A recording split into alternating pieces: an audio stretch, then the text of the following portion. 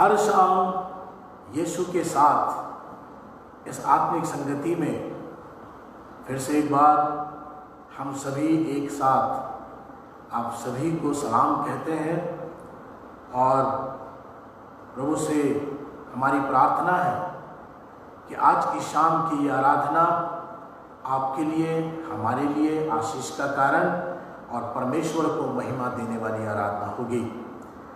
आइए प्रियो, हम आराधना में आगे बढ़ें।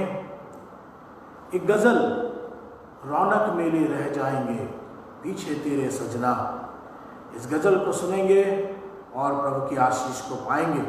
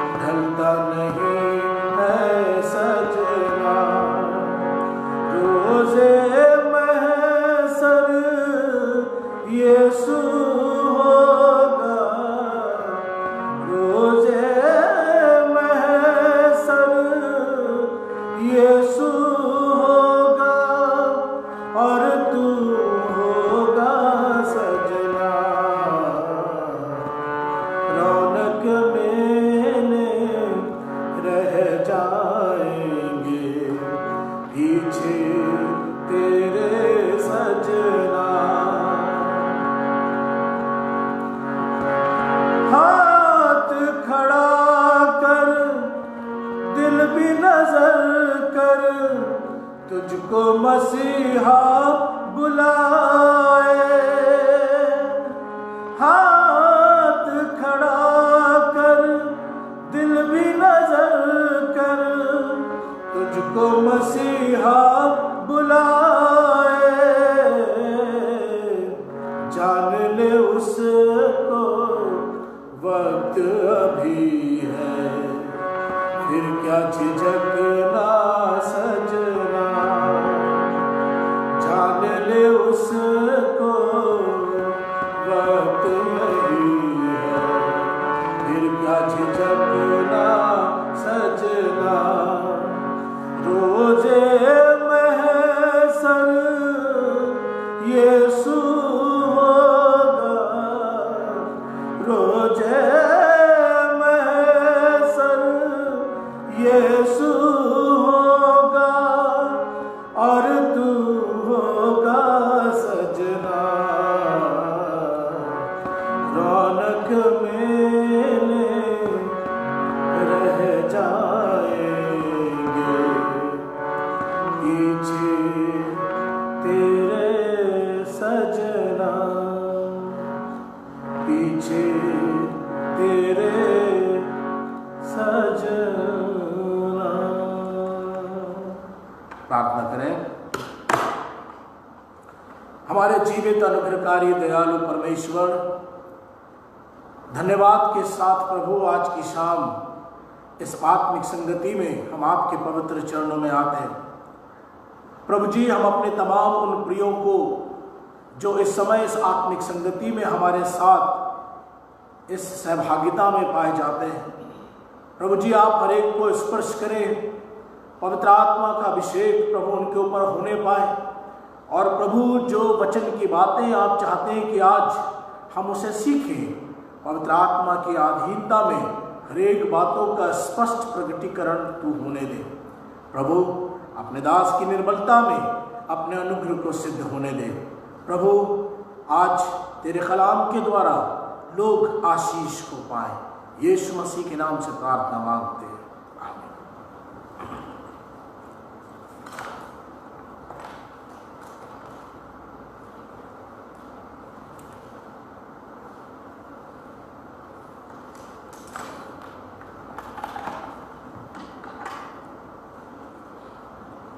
हमारे हर एक सुनने वालों को हम प्रभु यीशु मसीह में जय मसीह की कहते हैं।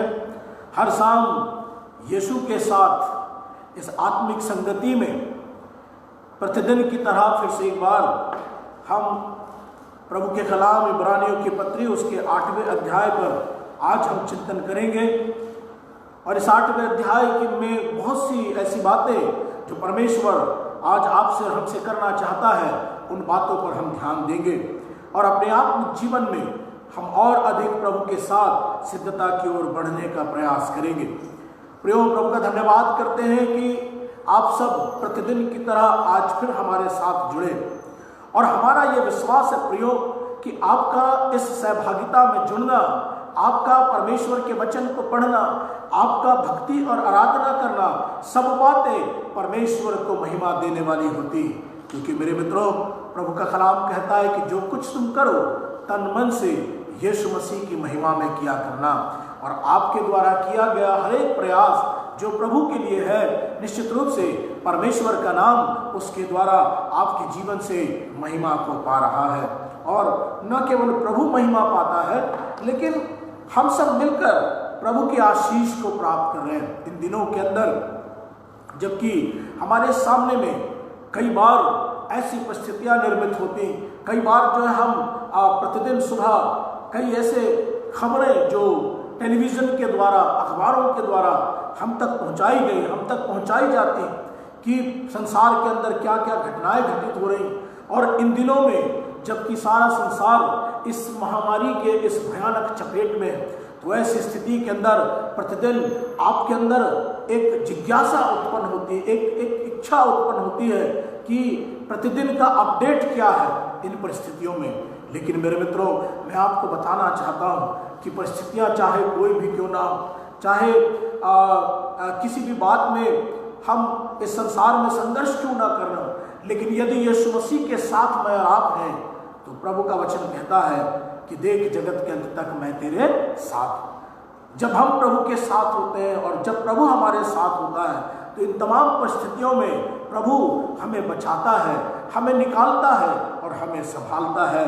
और इन परिस्थितियों में हमें धैर्य के साथ प्रभु खड़ा रहना सिखाता है। हालेलुया। और इसलिए आज की शाम इब्रानियों के पत्र उसके 8वें अध्याय में मैं आपका ध्यान एक बहुत ही महत्वपूर्ण विषय की ओर ले जाना चाहता हूँ। और वो महत्वपूर्ण विषय ये है, खुदावंद यीशु मसीह हमारे लिए नई वाचा है। हालेलुया। प्रभु यीशु मसीह हमारे लिए नई वाचा है। कल हम देख रहे थे कि प्रभु यीशु मसीह हमारे लिए सर्वदा का महायाजक ठहरा, एक ऐसा याजक ठहरा जो कभी समाप्त नहीं हो सकता, जिसका अंत है ही नहीं। और वो हमारे लिए सर्वदा का महायाजक ठहरकर वो हमारी निर्बलताओं में परमेश्वर के सामने हमारे लिए प्रार्थना करता है। और ये वो महायाजक है जिसके बारे में इस 8वें अध्याय में कुछ और एक जो छोटी जो बातें वो यहाँ पर लिखी गई है। और मैं आपको बताना चाहूँगा, लिखा है कि अब जो बातें हम कह रहे हैं उनमें से सबसे बड़ी बात यह है कि हमारा ऐसा महायाजक है जो स्वर्ग पर महामहीन के सिंहासन के दाहिने जा बैठा है। प्रभु यीशु मसीह, कल हम देख रहे थे कि वो सर्वदा का महायाजक है और वो एक ऐसा महायाजक है जो स्वर्ग में प्रभु परमेश्वर के साथ उस महिमामय परमेश्वर के दाहिने जाकर विराजमान है। और वहां रहते हुए वो प्रतिदिन हमारे लिए परमेश्वर से प्रार्थना करता है। प्रियो, पत्रस की पत्री उसके दूसरे अध्याय, दूसरा पत्रस और उसके दूसरे अध्याय के 90 आयत में परमेश्वर का वचन हमसे कहता है कि परमेश्वर हमारे लिए इसलिए धीरज धरता है कि हर एक व्यक्ति पापों से बचाया जाए, हर एक व्यक्ति पाप से छुटकारा पाए और हर व्यक्ति को मन फिराव का अवसर मिले ताकि वो परमेश्वर के पास आ जाए और विनाश से बच जाए। प्रियो, यहाँ पे हमारा जो महायाजक है वो प्रभु के पास उसके दाहिने विराजमान है और प्रतिदिन हमारी निर्बलताओं के लिए परमेश्वर से प्रार्थना करता है और तभी प्रभु हमें बचाता है। और क्योंकि ये तो उसका अनुग्रह है, क्योंकि यदि अनुग्रह नहीं होता तो हम बचाए नहीं जाते। प्रियो, आज हम इस बात पर चिंतन करेंगे कि खुदावंद यीशु मसीह हमारे लिए नई वाचा ठहरा है। और जब आप आगे देखेंगे तो लिखा है कि उन याजकों से बढ़कर यीशु को सेवा मिली, क्योंकि वह और भी उत्तम वाचा का मध्यस्थ ठहरा जो और उत्तम प्रतिज्ञाओं के सहारे बांधी गई थी। प्रभु यीशु मसीह हमारे लिए नई वाचा का मध्यस्थ ठहरा, उत्तम वाचा का मध्यस्थ ठहरा। और ये जो नई वाचा थी जो प्रभु परमेश्वर ने बांधी थी, उसकी आवश्यकता इसलिए पड़ी क्योंकि लिखा है, क्योंकि यदि वह पहली वाचा निर्दोष होती तो दूसरी के लिए अवसर ढूंढा ना जाता। ठीक है, पहली वाचा जो थी जो हमारे पूर्वजों के साथ में बांधी गई थी। यदि आप यिर्मयाह नबी की किताब को देखेंगे, उसके 31वें अध्याय और उसके 31 से लेकर 34 में, तो आपको यहाँ पर मिलेगा उसमें पुरानी वाचा का वर्णन। और पुरानी वाचा के बारे में आप निर्गमन की किताब में, उत्पत्ति की किताब में और उसके आगे की किताबों में, अर्थात जो बाइबल की जो शुरुआत की जो 5 किताबें हैं, उन शुरुआत की 5 किताबों के अंदर आपको पुरानी वाचा का वृतांत आपको मिलेगा। और उस पुरानी वाचा के बारे में प्रभु का वचन हमसे कहता है, क्योंकि यदि पहली वाचा निर्दोष होती, इसका मतलब जो पुरानी वाचा थी उसमें कहीं ना कहीं दोष जरूर था। और इसलिए इस नई वाचा की आवश्यकता इस नए युग में खुदावंद यीशु मसीह के आने के बाद या प्रभु यीशु मसीह को इस संसार में देने के द्वारा, भेजने के द्वारा परमेश्वर ने बांधी। पुरानी वाचा जिसके अंदर दोष पाया गया, और पुरानी वाचा जो थी वो अल्पकाल के लिए हुआ करती थी। और बाइबल बताती है कि इस पुरानी वाचा में और नई वाचा में, दोनों में जमीन आसमान का अंतर हमें देखने को मिलता है। प्रियो, पर वह उन पर दोष लगाकर कहता है कि देखो वे दिन आते हैं कि मैं इस्राएल के घराने के साथ और यहूदा के घराने के साथ नई वाचा बांधूंगा। जब पुरानी वाचा को परमेश्वर ने उसकी निर्दोषता को नहीं देखा, तब परमेश्वर ने नई वाचा बांधी। और ये नई वाचा जो है वो खुद खुदावंद यीशु मसीह, हालेलुया, नई वाचा जो है खुद खुदावंद यीशु मसीह है, जिसके द्वारा परमेश्वर ने नई वाचा बांधी। और इस नई वाचा में यानी इस नई वाचा की जो विशेषताएं थी, मैं इस प्रभु के कलाम से आपको बताना चाहता हूँ। नई वाचा जो थी और नई वाचा जो है वो पुरानी वाचा से बिल्कुल भिन्न है। वो वाचा जो बाप दादों के साथ में बांधी गई थी, वो वाचा जो पूर्वजों के साथ में बांधी गई थी, उस वाचा से बिल्कुल अलग ये नई वाचा है। पुरानी वाचा स्थिर नहीं थी, लेकिन नई वाचा स्थिर है। फिर उसके बाद लिखा है कि प्रभु यूं कहता है कि इस नई वाचा में, वो कहता है कि नई वाचा में प्रभु ने हम सब के मनों में अपनी व्यवस्था को डाला है। पुरानी वाचा में ऐसी कोई भी बात नहीं थी। पुरानी वाचा में ऐसी कोई भी बात नहीं थी कि उस पुरानी वाचा में लोगों की व्यवस्था, लोगों के मनों में परमेश्वर अपनी व्यवस्था को डाले। लेकिन इस नई वाचा में सबसे बड़ी बात यह है कि नई वाचा में परमेश्वर देखता है कि नई वाचा स्थिर है। और दूसरी बात कि परमेश्वर ये बताना चाहता है कि नई वाचा जो है उसमें परमेश्वर लोगों के मनों में अपनी व्यवस्थाओं को डालता है। हालेलुया। अपनी व्यवस्था को डालना से तात्पर्य यह है कि परमेश्वर अपने वचन को लोगों के हृदयों में डालता है। परमेश्वर अपने वचन को लोगों के हृदय में डालता है ताकि लोग जो है इस नई वाचा में परमेश्वर के वचन का ज्ञान रखें, परमेश्वर के वचन की बातों को समझें, परमेश्वर के वचन की बातों का पालन करें। और परमेश्वर इस नई वाचा में कहना चाहता है कि न केवल मैं उनके मनों में अपनी व्यवस्था को डालता हूं, परंतु नई वाचा में वो कहता कि मैं उनके हृदयों पर अपनी व्यवस्था को लिखता हूं और लिखूंगा। और उसके बाद लिखा है कि मैं उनका परमेश्वर ठहरूंगा और वे मेरे लोग ठहरेंगे। प्रियो, नई वाचा में, क्योंकि ये जो नई वाचा है वो पुरानी वाचा से ज्यादा स्थिर और दृढ़ है। दूसरी बात कि नई वाचा में प्रभु हमारे हृदयों में अपनी व्यवस्था को डालता है। और तीसरी बात कि प्रभु हमारे हृदयों में अपनी व्यवस्था को लिखता है। और चौथी बात प्रभु कहता है कि इस नई वाचा के द्वारा तुम सब मेरे लोग ठहरोगे और मैं तुम्हारा परमेश्वर ठहरूंगा। हालेलुया। नई वाचा में परमेश्वर कहता है कि इस नई वाचा की विशेषता यह है कि इस नई वाचा के द्वारा तुम सब मेरी प्रजा के लोग ठहरोगे, तुम मेरे लोग कहलाओगे और मैं तुम्हारा परमेश्वर ठहरूंगा। ये नई वाचा की खूबसूरती है। और इसलिए परमेश्वर आगे कहना चाहता है कि इस नई वाचा में छोटे से बड़े तक सब मुझे जान लेंगे, क्योंकि मैं उनके अधर्म के विषय में दयावंत रहूंगा और उनके पापों को फिर कभी स्मरण नहीं करूंगा। नई वाचा में परमेश्वर कहना चाहता है कि इस नई वाचा में वह हमारे अंदर अपनी व्यवस्था को ही नहीं डालता, हमारे हृदयों में अपनी व्यवस्था को ही नहीं लिख रहा है।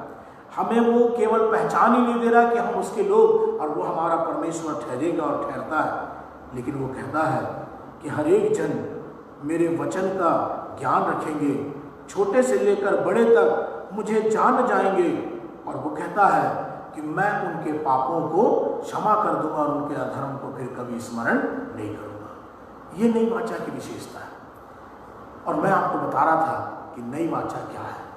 नई वाचा खुदावंद यीशु मसीह, नई वाचा का मध्यस्थ ठहर कर प्रभु यीशु मसीह इस संसार में आया।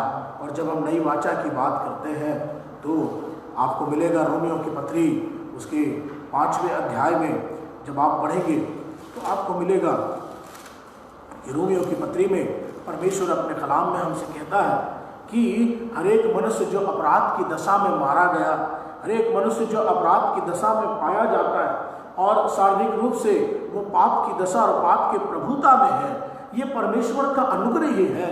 ये उसकी नई वाचा है जिसके तहत खुदावंद यीशु मसीह ने परमेश्वर के अनुग्रह से हम सबको बचा लिया है।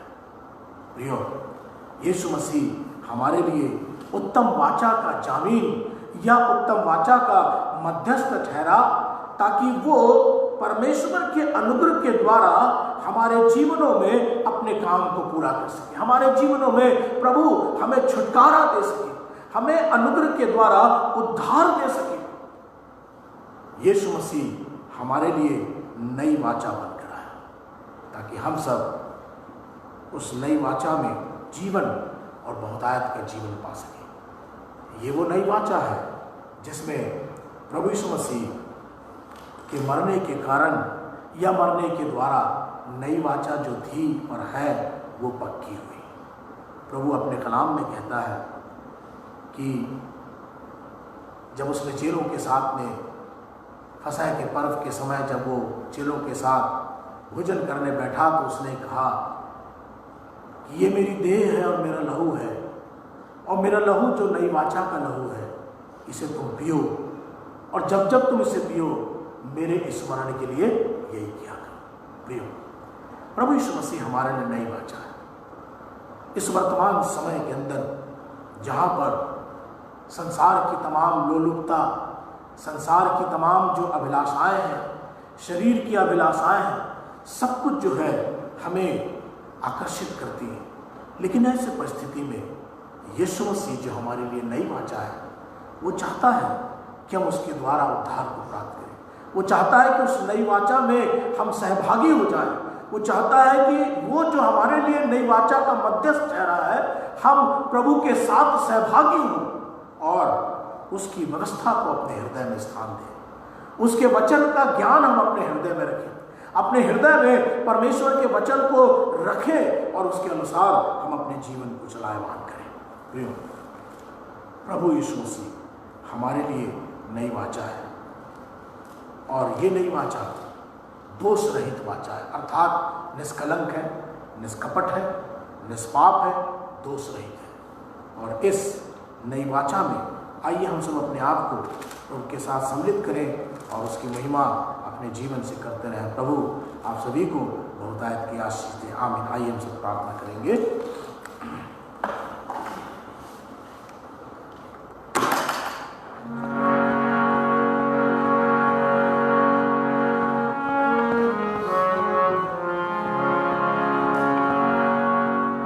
जीवन से भी उत्तम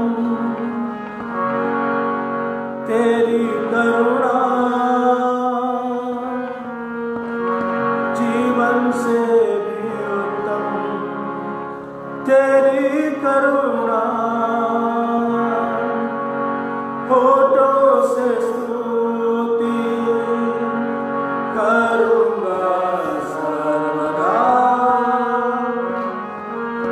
तेरे नाम से मैं हाथ उठाऊंगा, तेरे नाम से मैं हाथ उठाऊंगा प्रभु, तेरे नाम से मैं हाथ उठाऊंगा, होठों से स्तुति करूँगा सर्वदा, तेरे नाम से मैं हाथ उठाऊंगा। जीवित अनुग्रहकारी परमेश्वर, तेरा धन्यवाद करते प्रभु, आज की शाम फिर से एक बार तेरे पवित्र कदमों में बैठने का अवसर हमें मिला। बहुत से जिंदगियों ने प्रभु आज प्रभु इस हर शाम यीशु के साथ ऑनलाइन आत्मिक संगति में शरीक होकर लोगों ने आशीष पाई, लोगों ने प्रार्थनाएं की प्रभु जी, और इसलिए हमारे जिंदगियों के लिए आपकी बरकतों को और आपकी आशीषों को मांग लेते परमेश्वर। यदि कोई बीमार है, यदि कोई निराशा में, यदि किसी के जीवन में कोई परेशानी, खुदावंद यीशु मसीह के नाम से जाती रहे प्रभु जी, हम अपने देश के लिए, अपने प्रदेश के लिए, अपने शहर के लिए प्रार्थना करते हैं। इन महामारी के दिनों में जहाँ ये बीमारी प्रभु लोगों के जीवनों को प्रभु जी कई प्रकार से प्रभावित कर रही, यीशु मसीह के नाम से लोग छुटकारा पाए और इन विषम परिस्थितियों में लोगों के जीवन में हम चंगाई को देख सके परमेश्वर। प्रभु दया कर इन अंत के दिनों में प्रभु, जब तेरे आने का समय बहुत निकट है, लोगों को मन फिराव का अवसर दे ताकि लोग बचाए जाए, अपना जीवन तुझे समर्पित करने पाए और प्रभु तेरे आमद के लिए अपने आप को तैयार कर सके। प्रभु आप दया करें, सहायता करें। यीशु मसीह के नाम से प्रार्थना को मांगते हैं, आमीन। आशीष पाए। अब हमारे परमेश्वर पिता का प्रेम, उद्धार करता प्रभु यीशु मसीह का अनुग्रह, परमेश्वर पवित्र आत्मा की शांति और सहभागिता हर एक सुनने वालों पर, हमें से हर एक पर अब से लेकर युगानुग तक बनी रहे, आमीन। आप सभी को जय मसीह के। प्रभु का धन्यवाद और प्रयोग कि आज की शाम आप हमारे साथ जुड़ पाए। कल फिर से एक बार इसी समय हम इसी सहभागिता में जुड़ेंगे। तब तक के लिए आप अपना ध्यान रखें। प्रभु आपको आशीष दे। सावधान रहें, प्रभु में बने रहें। शुभ रात्रि। जय मसीह की। जय मसीह।